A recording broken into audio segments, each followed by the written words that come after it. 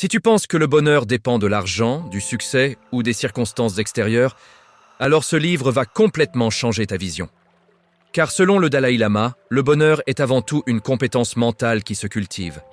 Ce n'est pas quelque chose que l'on attend passivement.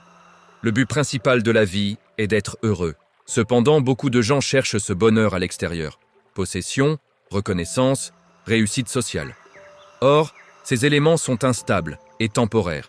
Même après avoir atteint certains objectifs, un sentiment de vide peut persister. La vraie clé du bonheur ne se trouve pas dans ce que tu possèdes, mais dans la manière dont tu entraînes ton esprit. Le livre insiste sur un point fondamental. Notre perception de la réalité influence directement notre niveau de bonheur. Deux personnes peuvent vivre la même situation, mais réagir complètement différemment. L'une sera frustrée, l'autre restera calme. Cela montre que la souffrance ne vient pas uniquement des événements, mais de l'interprétation que nous en faisons. Apprendre à observer ses pensées, à les remettre en question et à les orienter vers des perspectives plus positives réduit la souffrance mentale. Le Dalai Lama met en avant l'importance de la compassion et des relations humaines. Contrairement à ce que beaucoup pensent, le bonheur n'est pas une quête égoïste. Au contraire, aider les autres, développer de l'empathie et créer des relations sincères augmente profondément notre bien-être. Lorsque tu te concentres uniquement sur toi-même, tu amplifies tes problèmes. Mais lorsque tu t'ouvres aux autres, tu crées du sens et tu ressens une satisfaction plus durable. Par conséquent, la compassion devient une véritable source de bonheur intérieur. Le livre aborde la gestion des émotions négatives telles que la colère, la peur ou l'anxiété.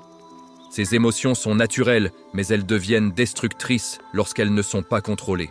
Au lieu de les refouler ou de les ignorer, il faut les analyser, comprendre leur origine et développer des réponses plus adaptées.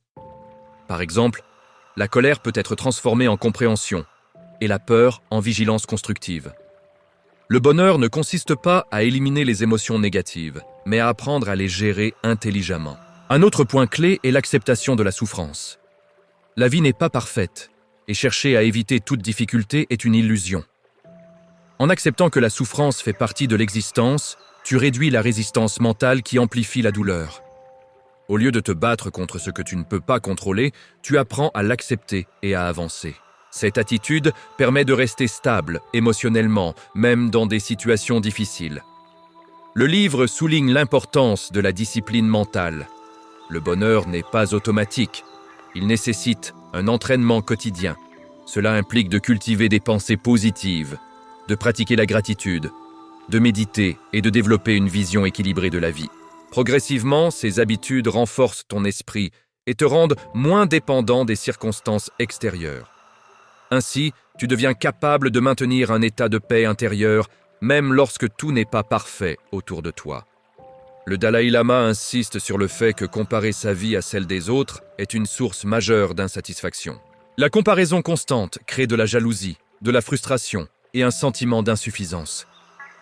Il est essentiel de se concentrer sur son propre chemin, d'apprécier ce que l'on a et de reconnaître ses progrès. Cette attitude favorise un état d'esprit plus serein et plus épanoui. Le bonheur durable repose sur un équilibre entre compréhension, compassion et discipline mentale. Ce n'est pas un état permanent de plaisir, mais plutôt une paix intérieure stable qui permet de faire face aux hauts et aux bas de la vie avec sérénité. En changeant progressivement ta manière de penser et d'interagir avec le monde, tu peux transformer profondément ton expérience de vie. En résumé, The Art of Happiness enseigne que le bonheur ne dépend pas des circonstances extérieures, mais de ton état d'esprit. La compassion et les relations humaines sont essentielles. Les émotions négatives peuvent être transformées. La discipline mentale permet de construire une paix intérieure durable. Applique ces principes au quotidien. Tu peux développer une vie plus équilibrée, plus consciente et profondément satisfaisante. Le lien pour acheter le livre numérique est en description. Les chaînes WhatsApp français et anglais, où nous partageons les résumés gratuitement chaque jour, sont en description. Partage ce résumé à quelqu'un qui cherche le bonheur à l'extérieur.